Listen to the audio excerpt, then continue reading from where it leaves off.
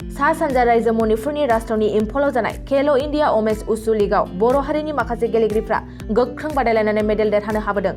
थांनाय 22निफ्राय 25 नभेम्बरसिम सोलिबाय थानाय खेलो इंडिया वुमेन्स उसु लीगनि साब जुनियर, जुनियर आरो सेनियर थाखोनि गेलेनायाव आसामनि उसु हानजायाबो गोख्रै बाहागो लायो।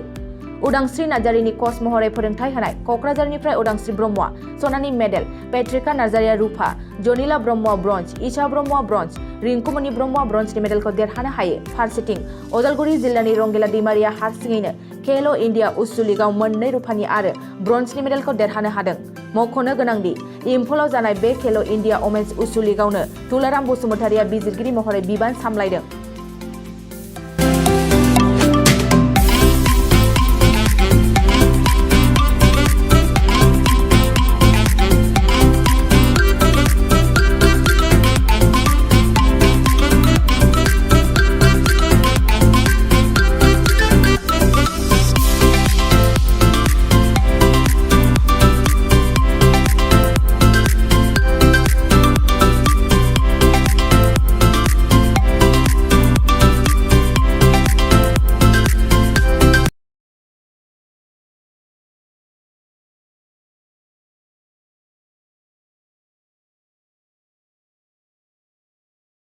मोनसे फोसावथाय क'क्राझार जिल्लानि सिङाव थानाय दा रियेलिटी पाब्लिक स्कुलाव पाब्लिक रिलेशन अफिसारनि गोनांथि जादों।